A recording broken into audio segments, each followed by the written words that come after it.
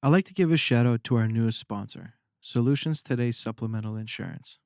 If you're a competitor in the cage, in the boxing ring, put your body on the line every time you compete, you can get cut, you can break a leg, a finger, who knows, put you out of work. It sucks. They'll provide you with 24/7, 365 days a year supplemental insurance covering everything from hospital stays, fractures, outpatient surgery, recovery benefits, family plans, and more.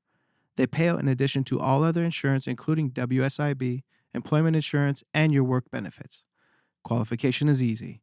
No medical test or exam needed, no occupational restrictions, and no income verification. Head on over to solutionstoday.ca and get coverage for you and your family. I'd like to take this opportunity to thank my sponsor, Rycor Countertops. They deal in custom countertops in quartz, Corian, Meganite, laminate, and butcher block. They also have custom kitchen cabinetry, closets, laundry rooms, and millwork.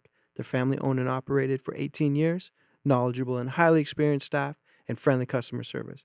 Head on over to 1069 Clark Road. Check out their showroom today.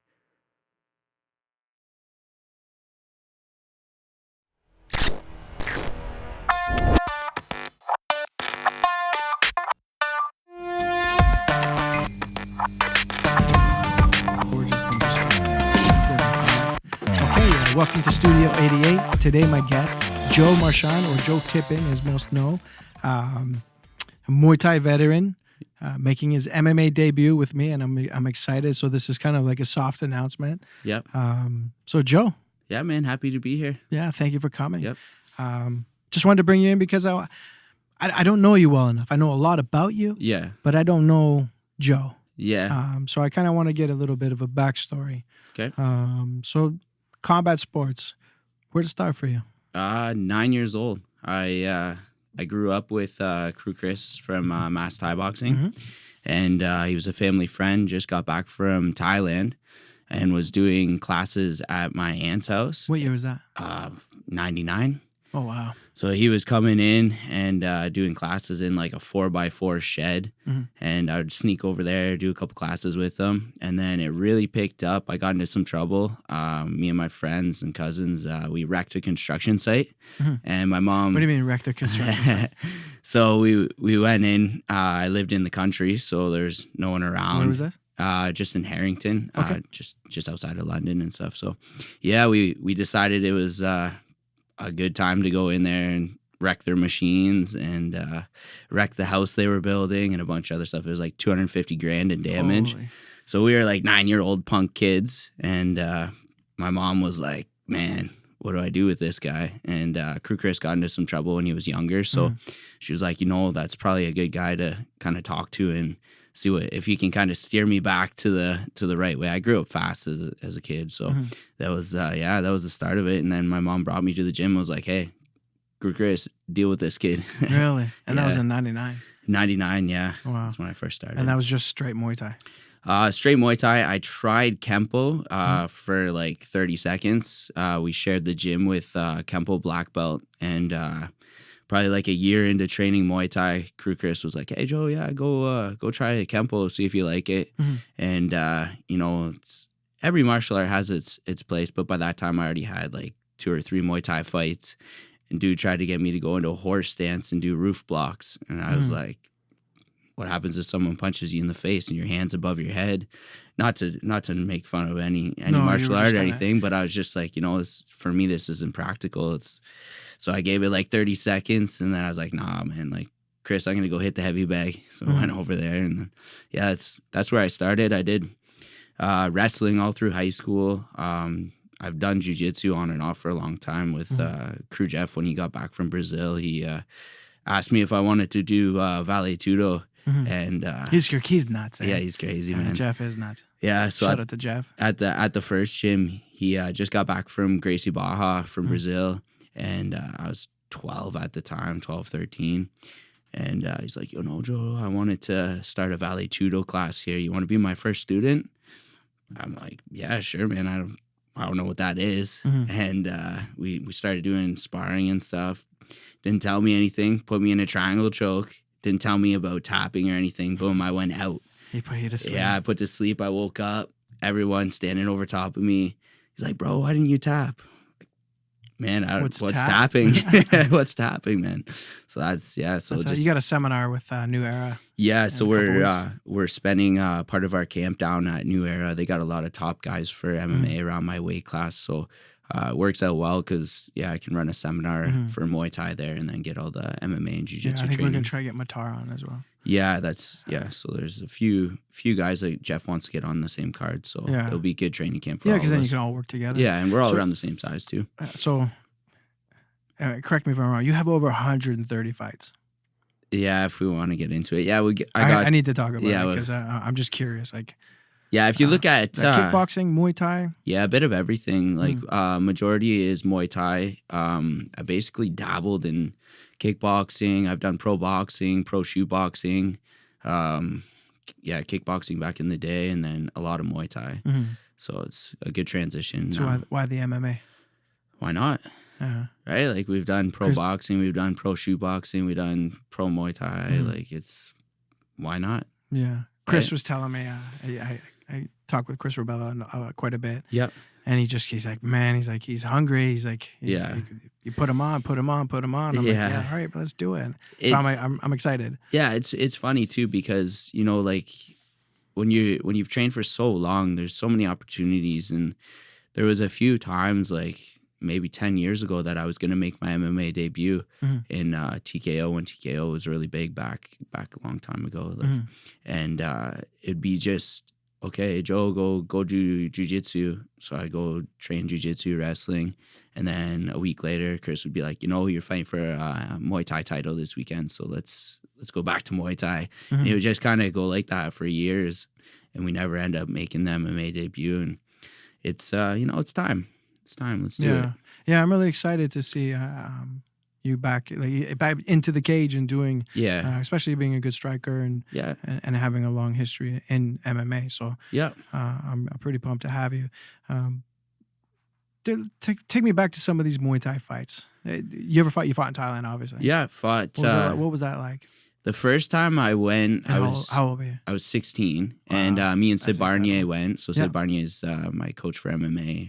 If anyone back in the day would know him, fought TKO. He was an E1 champion for MMA. And me and him decided to go, and we were young. I think he was 20. I was 16. We went and stayed with Arjan Berklerk in Lampang. And they brought us there. And this was before like all the foreigners were going and fighting.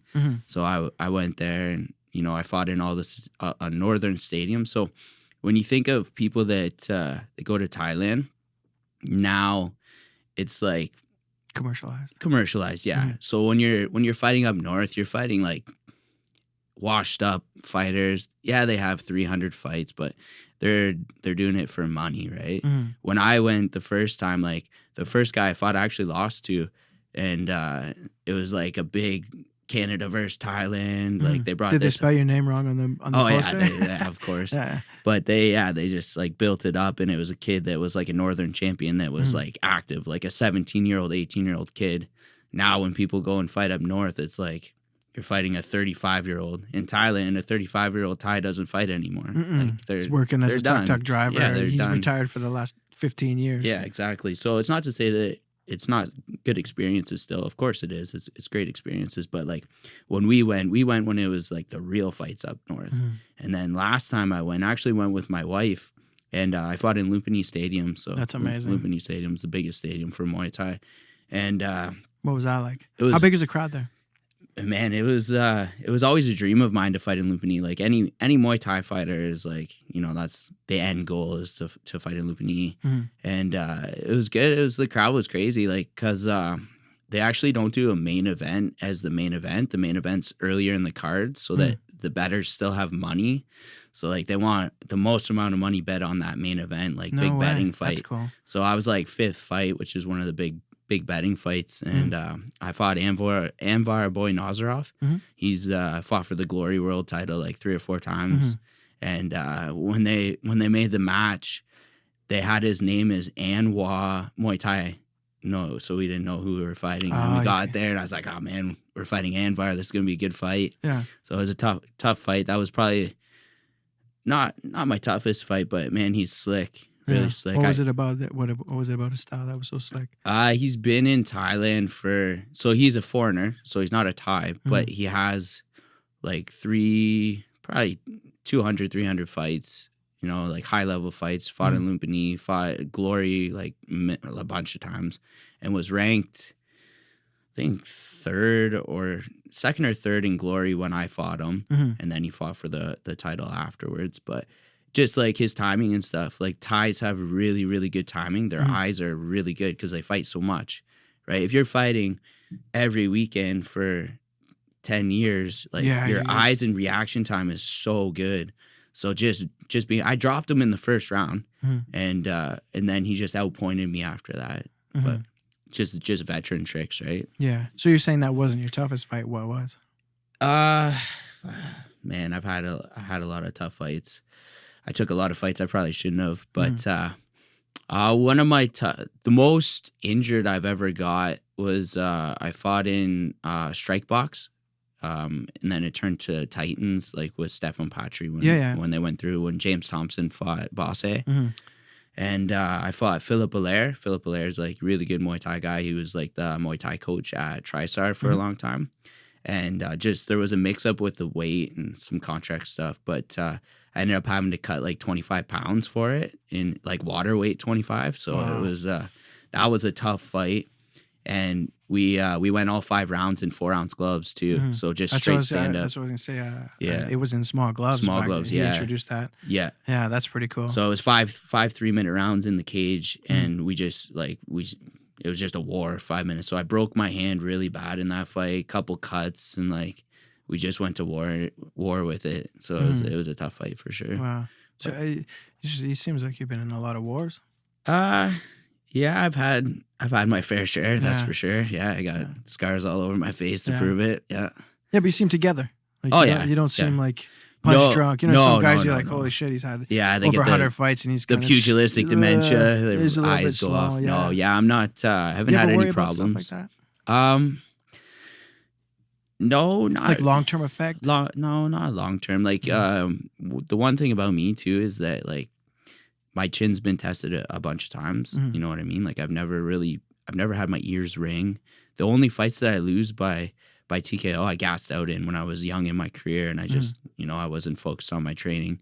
I have a couple TKO losses in Muay Thai, and it was all just because I didn't put the time in. Yeah. I've never really been knocked out. You know what I mean? I've never had my ears ring. I've never had any damage to my brain or anything. Yeah, but training with all these killers growing up, probably like like, and at such a young age. Yeah, too. Exactly. Like we used to do a lot of bad training too. That's the thing. Like since I've been training, like since '99, like even the training's evolved. Like you look at all the fights, and everyone talks about the fights. Like UFC evolved.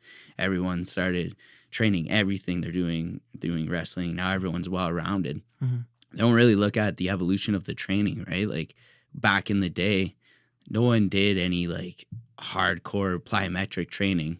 You know what I mean? They would do boxing if they're a boxer. They do jiu-jitsu if they're a jiu-jitsu guy. But now the evolution is just, everyone started training and doing a more scientific approach to training. So, we're getting smarter. Yeah, exactly. It's the evolution of sport. You look at hockey back in the day, people are smoking and drinking on the bench. And now, like, Sidney Crosby and them are training on their off season. Yeah, and they're in tip-top shape. They're full on. Yeah, they're athletes, not just hockey players. Yeah. So you have a gym in Stratford. Yeah, Fifth Round Muay Thai in Stratford. How long you've had the gym? Tell us about the gym. Yeah, so we're primarily a Muay Thai gym, but we are focused on boxing and MMA as well. So we have a lot of good guys there. We've been a competitive gym for a long time. We've produced a lot of champions. Because you do shows up there too. Yeah, right? yeah. We hold our Fifth Round Fight Promotions show. We've had 2 very successful events, and then we just put it on the back burner for the last little bit. I had my 2 kids in the last couple of years too, so we kind of just focus on that, but our fight team's really well known, and we have about 35 amateur champions out of there. Wow, that's a lot. Yeah, that's incredible. Yeah, like you can see when I post pictures and stuff, all the belts on the wall from our champions. So it's very successful. Yeah, the first time I ever watched a Muay Thai event was actually 519 Fight Factory in Stratford. Yeah. And it was actually... I probably fought on that card. You probably did. Yeah. I think, who was it? Bazooka Joe? Oh, yeah. He was on it. Yeah. And that was, and my buddy Enzo. Oh, yeah, I know Enzo. You know Enzo? Yeah. So Enzo is, we grew up in the same neighborhood as kids. Yep. So when we were like little kids in Scarborough, we've known each other forever. Yeah, Kru Paul Minez, that's who he trained with for a long time. Ultimate. Poor Enzo.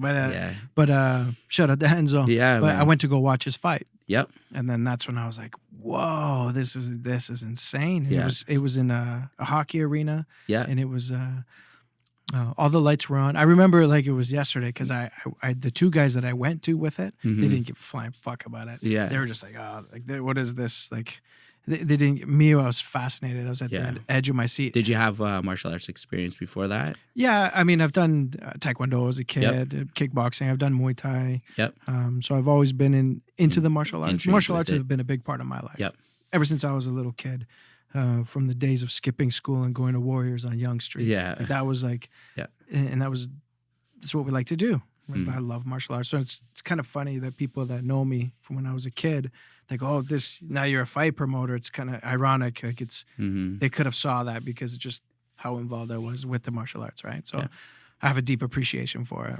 But the 519 Fight Factory was the first Muay Thai event that I went to, and I was blown away. I was like, this is for amazing. Amateur shows. We used to like, I was a big part of them too. Like Kru Chris and Kru Jeff, they both were the promoters, but we'd be behind the scenes doing a lot of the work too.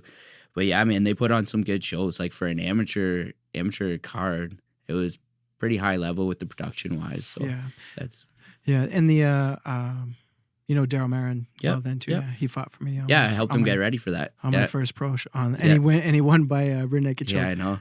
Yeah, we Jeff had me come out. You were supposed to be on that card. Yeah, I think we talked about that was back in 2014 or 2013. Yeah, the first show at the Western Fair. Yeah, it was. I forget what happened. I think I might have ended up taking a pro Muay Thai fight instead. I think I had to defend my title maybe. Yeah, there was something. I can't remember. Woody would know. There was a conflict with that, I remember. But I helped Daryl get ready because I was in camp too. So me, and he was small then. Yeah, he was at 135. Man. That was a crazy cut. Yeah. I remember seeing him at the weigh-ins, and I thought he was going to die. Yeah, that was a push for him for sure. He's never fought at 35 before. And they went out the cage door. Yeah, I remember that. He ran to take him down, I think it was. No, I think he kneed him through the door. Really? Watch the video. I think he kneed him through the door.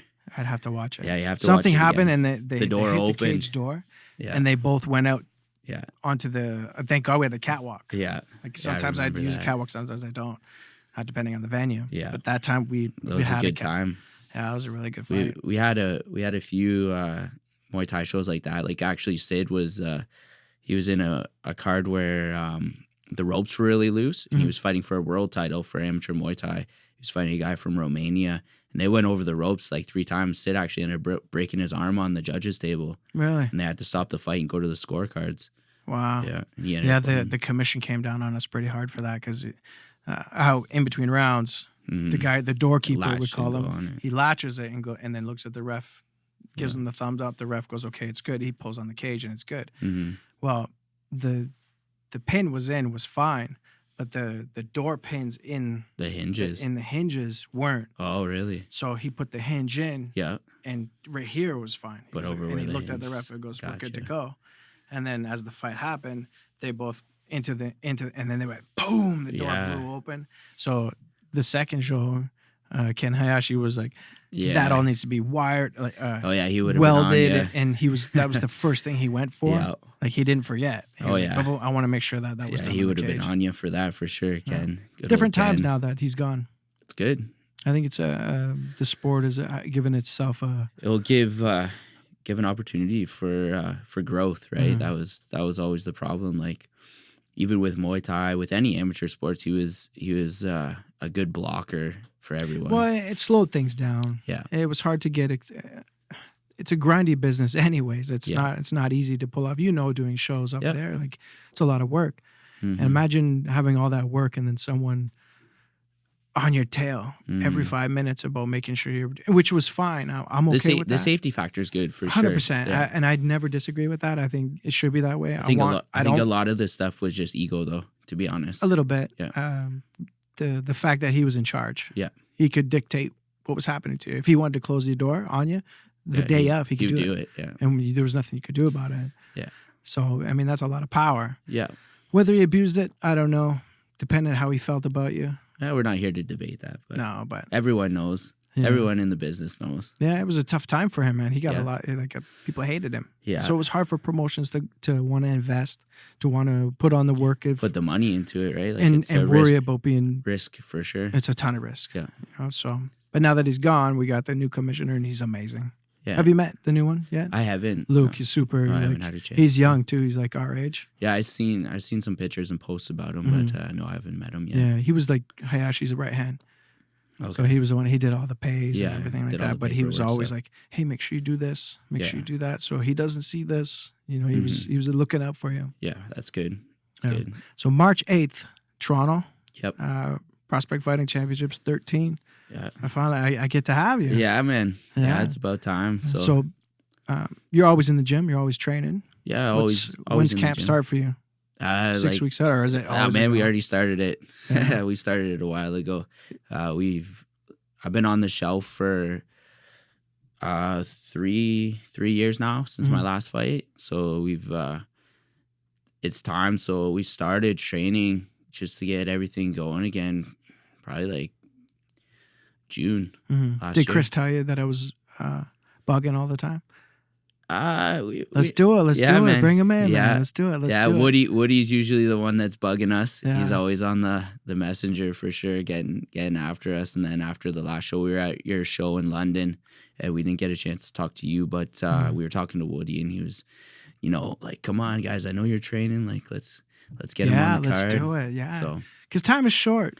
Yeah, man. Like, you don't have a lot of time, and I think now the iron is hot, man. I'm saying 5 years. It's 5 years left. Make a run for it. I think I have a lot to offer. Not even just with striking, just with being a fighter. All the way around as an athlete, I agree. But just fighter in general, I agree. right? Like, there's we've been to a lot of the shows, and I think there's a lot of good fighters out there, and fighters make fights, right? 100% they do.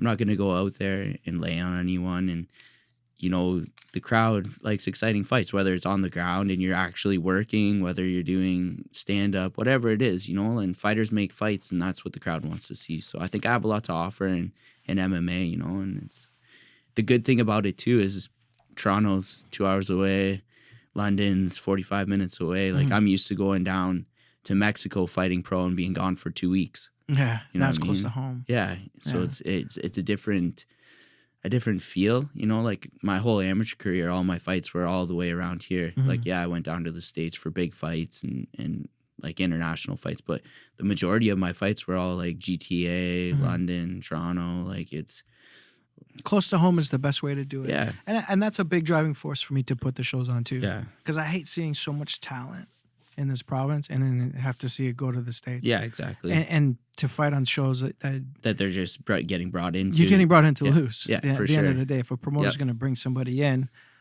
it's same not as Muay so much Thai, that they want them to lose. It's they don't want them to win.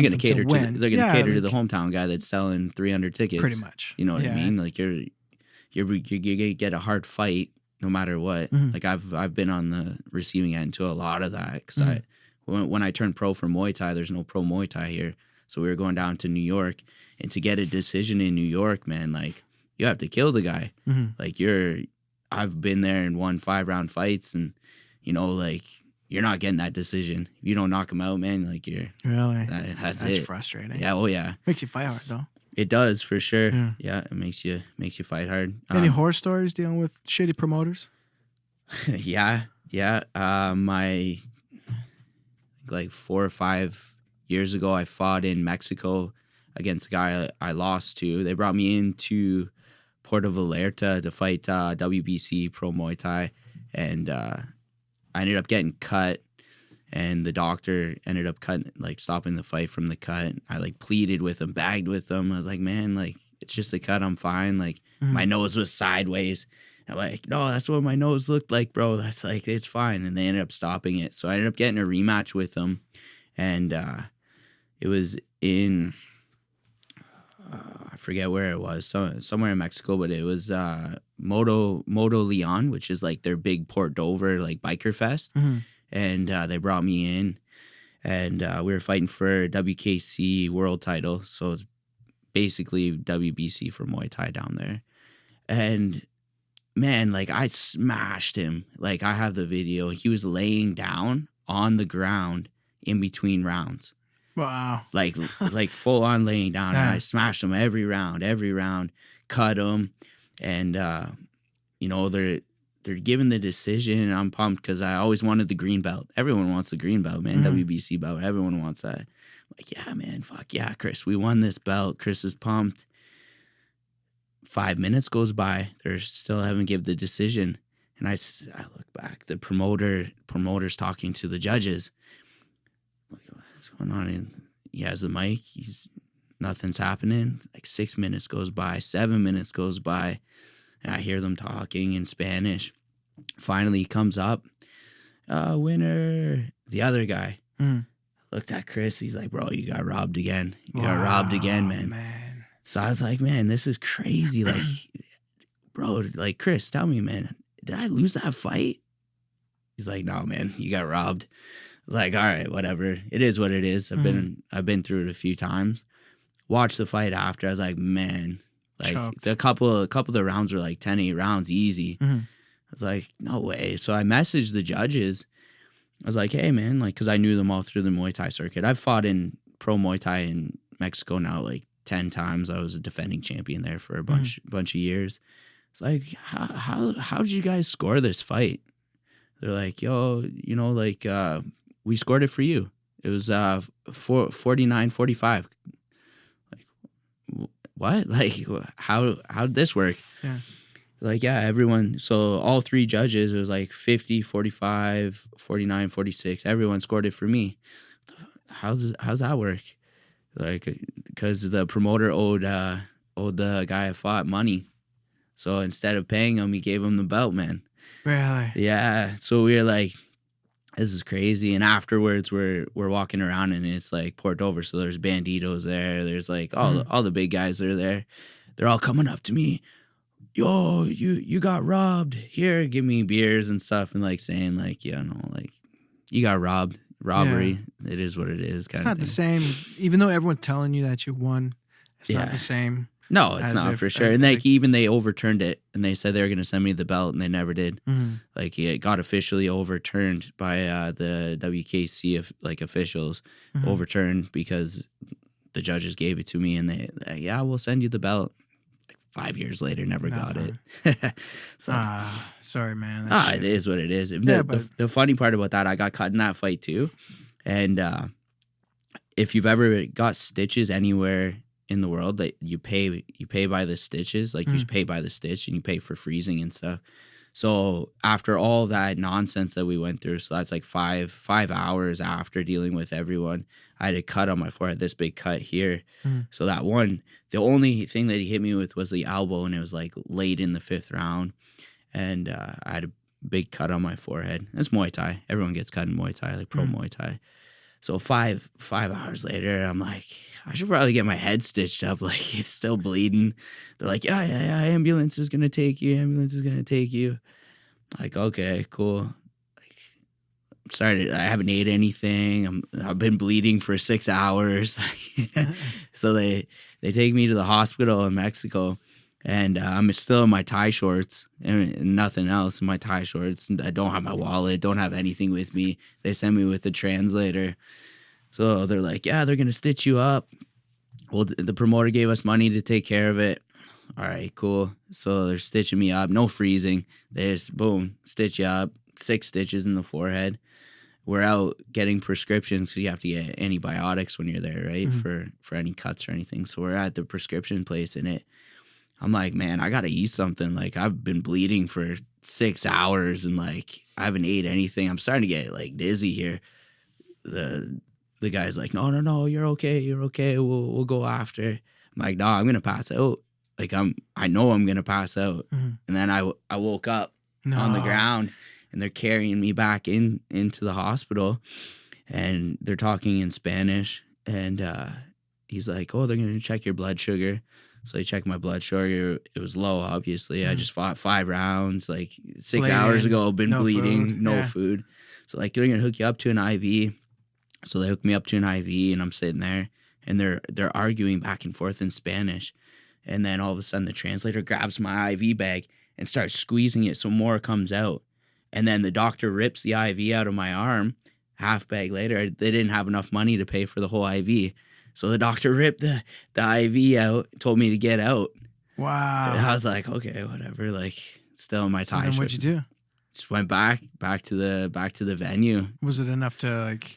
Yeah, and then I started eating fruit and stuff, and then all the bikers were buying me food when I was there. But yeah, that was probably the roughest.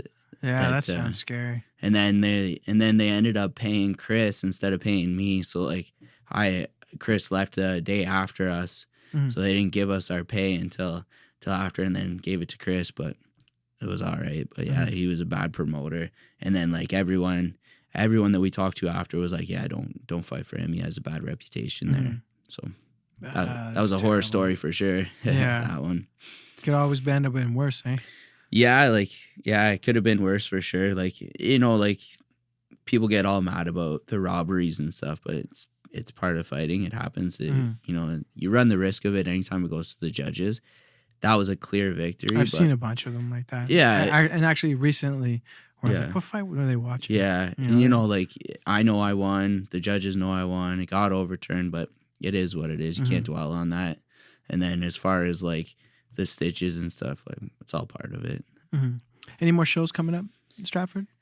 Oh, we're kind of rebuilding our fight team. Like, it goes in spurts, you know, like, that's one of the reasons why it's a good time for me to come back, because a lot of our A-class champions, you know, like they're gone now. They're not fighting anymore. So we're building up our newer generation. And then just over the last year, we didn't support enough shows to hold our own. Like, I'm a really big believer that you have to support other people's shows to get the support back.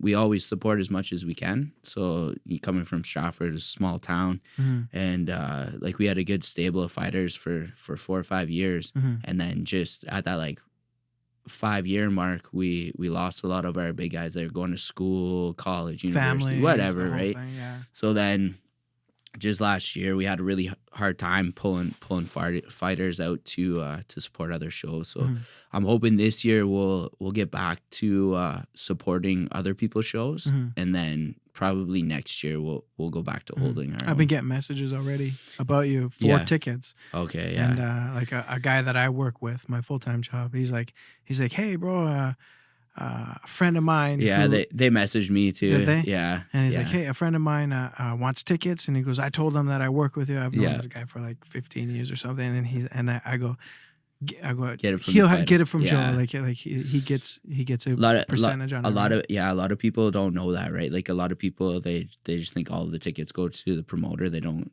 know that in like professional MMA and stuff that they get, like, fighters get a kickback.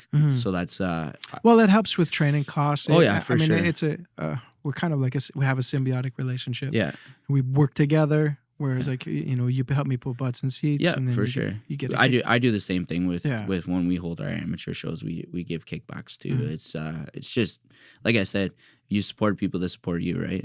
That's how the world turns. That's how everyone works together, right? Yeah, that's.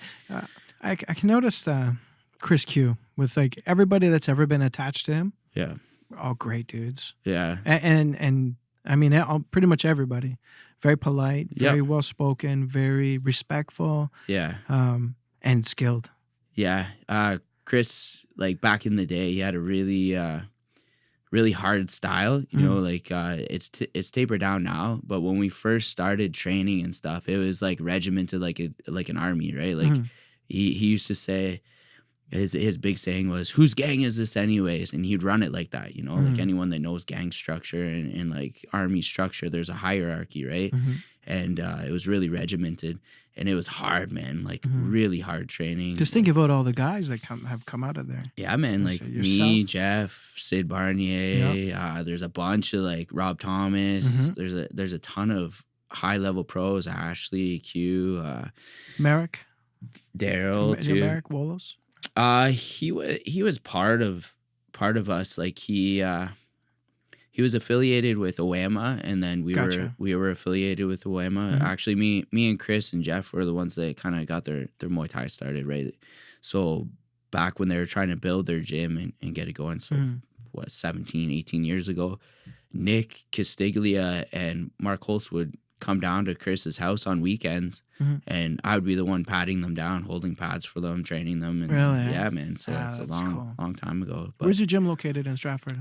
It's at 533 Romeo Street. It's a new location. We're actually inside of a sports complex. So we just moved in June. So we're inside of the Pinnacle Fieldhouse. So it's a big sports complex. Has like an indoor ice rink, like field, like bunch of stuff in there. So that's where we're located now. So it's a really good spot. Yeah, I hear a lot of great things about it. That's good. Yeah, I'm in Stratford every night. Oh yeah, every single night. Nice. Yeah, that's why I run into Chris sometimes at working cab. Yep. Yeah. Chris Allard, he's fought for me a couple times. So yeah, for sure. Getting them tickets, I was like, okay, I'll be at the bank at 11 p.m. or midnight or something like that. Come meet me. Yeah, Stratford. So I see your posters everywhere. That's why. Stratford's like a fighting city too. Like that's one thing that a lot of people don't know is that Muay Thai has been strong in Stratford since 2000s. Easily, yeah. So we had, for a population of 32,000 people, we had like the most amount of champions in amateur for the longest time. Like that was like the bread and butter for Muay Thai in Ontario was the Stratford kids. And, like they bring us in to fight anyone. Like I was like 15 fighting 30-year-olds. Yeah, you know what I mean? Like just going around and just fighting as much as possible. So it's, and then like Jeff and Sid went to TKO. So they were doing Muay Thai for a while, and then they kind of steered towards MMA. So they kind of went the MMA way. So they were crushing MMA. We were crushing Muay Thai. So it's a fighting city, man. Yeah, definitely is. Anyone on the regional circuit that you have an eye on? I mean, not so much to fight, but just like that you see kind of tearing stuff up. That it's when I look at fighting, I look at the end goal, right? Like so 145, who's there? Laramie, right? Like obviously, I'm not gonna fight Laramie. I'm 0-0 for MMA, right? But that would be the end goal. Obviously, he's dominating 145s, beat everyone. He's the champion. But he's so young. Yeah, man. Like he's young, but he's very mature. Experienced too, right? Like he's experienced, well-rounded. Yeah. He's a good wrestler, good top pressure, good striking. But I'm not a kind of guy to call people out. Like I'll fight. Like I'm a humble man. Like I'll fight whoever. It doesn't matter. I'm not gonna call anyone out. But yeah, obviously the end goal is the title, right? Like that's anyone that gets into fighting. If you're not looking at that, then what are you doing, right? Like I think he's gonna get the call, man. Think so? I do. We were talking with Robin Black trains with me full time in Stratford. I just saw a quick 1 minute breakdown. If you guys want to learn some stuff, follow Robin Black. We do 1 minute technique breakdowns. Make sure you check him out on Instagram and Facebook. But yeah, he lives in Stratford and he trains with us there, and we were actually talking about it.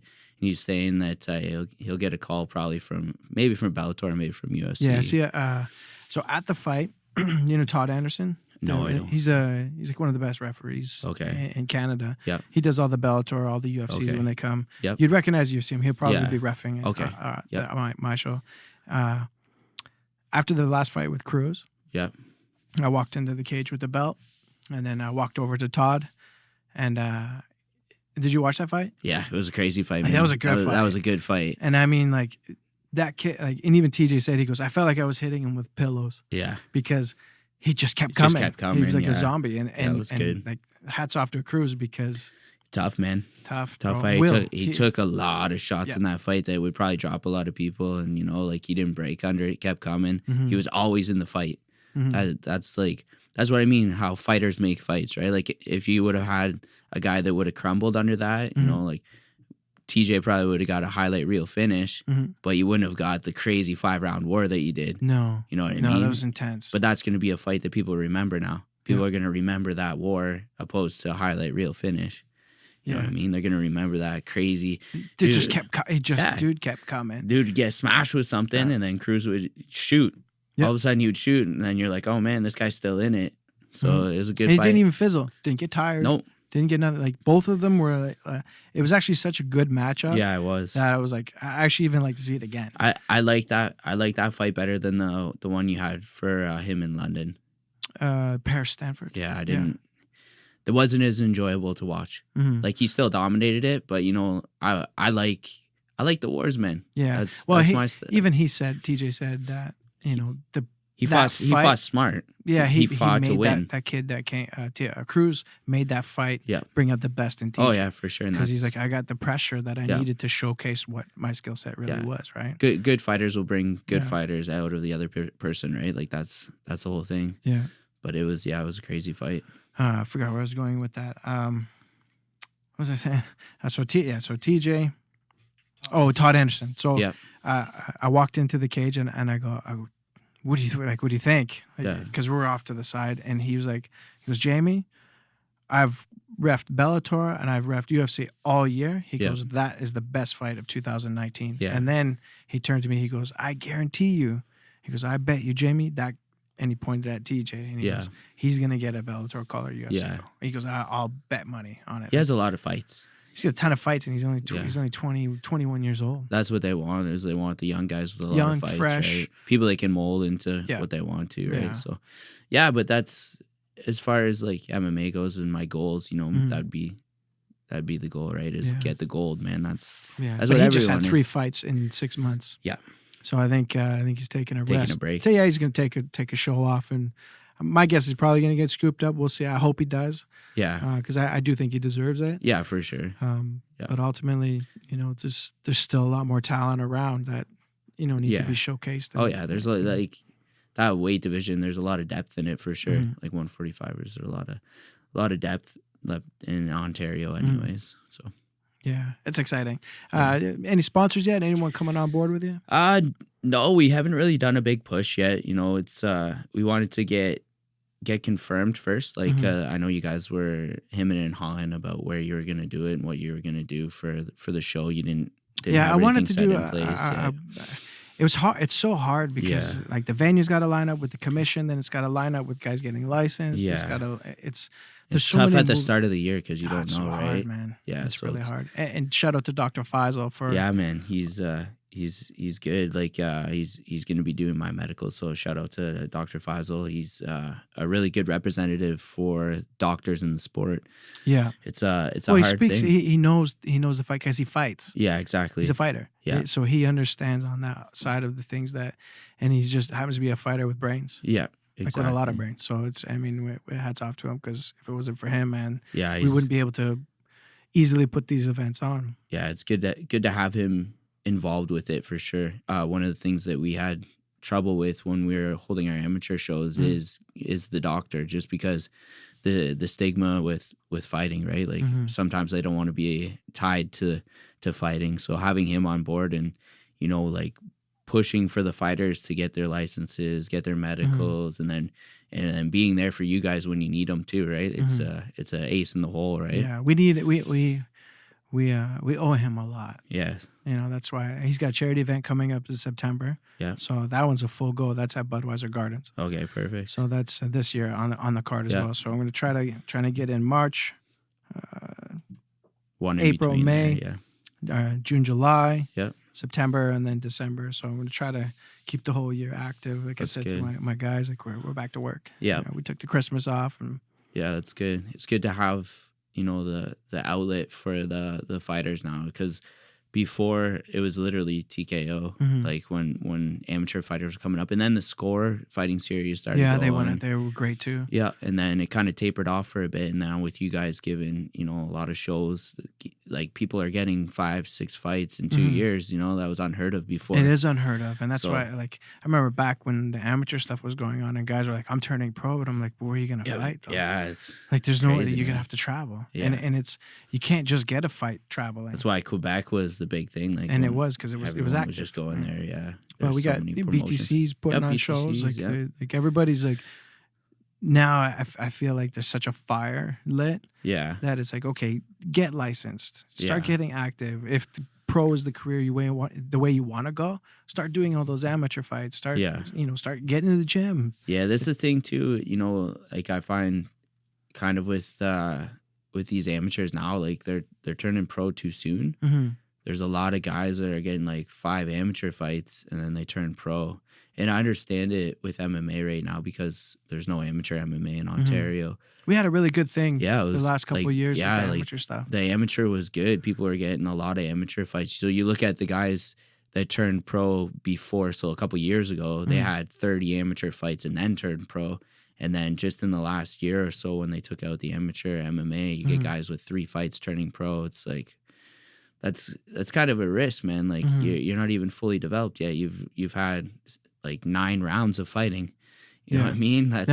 That's almost one title fight. Yeah, Like, it's true. It's Yeah, tough. a lot of guys, the guys that are experienced pros, have extensive amateur records. Like exactly. Jesse Ronson, for Yeah, example. yeah. Ronson has a lot of fights. You know, like Matt Special. He's another guy. He has a lot of amateur fights beforehand. And like Mike McClune, he has amateur fights. He's gonna be on the before. card. Yeah, you guys are putting him on the card, but he has amateur fights before. Like all of Jeff's guys, amateur fights. You know, and it's not to say that some people aren't elevated levels. You know, like you get a guy that's just a prodigy, and you know, like at 5 fights, he's crushing everyone. So turning pro might make sense, but you get guys that are like 3 fights that are like barely touching the water, like no other fights before, just those AMI fights, and you're like, man, just relax a bit, take a couple more years to develop, right? They're impatient, Yeah, you know, and I think it comes down to being hungry. Yep. You know, not having a place to showcase it. So, and then they're seeing the professionals going, "Oh man, Yeah. I should be doing this too." But it is it's time consuming. You should really. It's not for everybody. The tough thing too is like back in the day, that was something that would happen because not a lot of people were fighting amateur. So you get a guy with a couple of amateur fights, couple smokers, and then they turn pro. Like look at Corey Hill, he was on the Ultimate Fighter with no fights, and then he had a couple pro fights there, right? And like it's back then when everyone's not so well rounded, it was doable. You have a couple boxing fights and your hands are really good. And it would be all specialist. right. Yeah, you'd be a specialist Yeah, back you'd be in the okay. day, right? You got good hands. You can beat guys up because Yeah, exactly. Like you look at the old school UFCs and stuff, it was all specialists with a couple fights. But now like everyone's so well rounded. everybody. Like you get a guy that maybe has a bit of jiu-jitsu experience, and then he's training with the Brock wrestlers, and then he's training with like, you know, some Muay Thai guy, and then that's the guy's good at everywhere.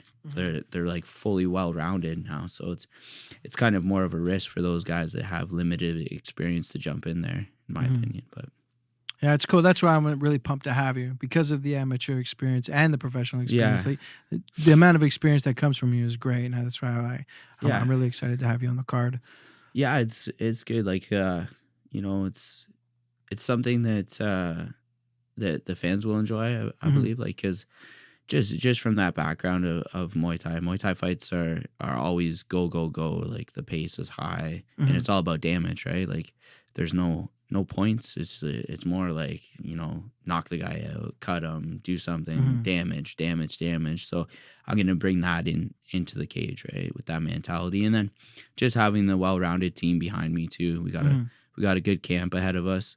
We got a lot of intricate parts, you know, like going down to New Era. Rounding out the ground game with those guys. And then I think Mateo is actually coming down and spending some time with us at our gym too. Cool. Having Sid with us, like guy that fought everyone, fought Adrian Woolley, fought like a ton of people back in the day. You know, he has a wealth of experience. Having him in the corner, and then just everyone else, Kru Chris, all the mask guys, all the fifth round guys. I'm excited. Yeah. It's a lot of people, right? A lot of people behind us. So yeah, man. Cool. Fucking wicked. Okay, man. Let's wrap this up. Yep. thank you for coming in, bro. I truly like. I know it's hard to get guys in. Yeah, man. Like when you showed up today, I was like, thanks for coming. Yeah. 'Cause it's hard to nail guys down. No, I appreciate you coming in. You know, it's a lot of people in the Muay Thai scene know me.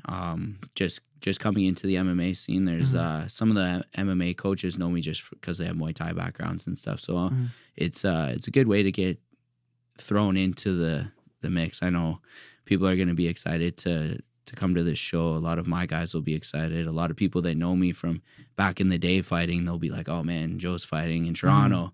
Like I haven't seen. Yeah, him like fight. I'm getting messages already, and I'm Yeah. like, holy, like I haven't really said anything. Yeah, Like, exactly. only my close circle know that it's happening, and we're pushing it at our ends, going, okay, let's make this happen. Do whatever we can to get this guy into the cage. Yeah, for sure. So yeah, I'm excited. Thank you for coming. Yeah, for sure, man. Thanks for having me. We'll do a follow-up one after the fights. Yeah, sounds good. Beautiful. Thanks, Thanks, my brother. Appreciate it. Good. This podcast is brought to you by Eurosun Tanning Salon. You suffer from eczema or psoriasis? You have acne or sore muscles? Head on in today and visit the tanning beds. They got regular and mega stand-up beds. Get that beautifully tan look that you're looking for. They also offer natural Mystic Spray Tan. You can also purchase premium products such as Australian Gold, California Tan, Designer Skin, and Swedish Beauty.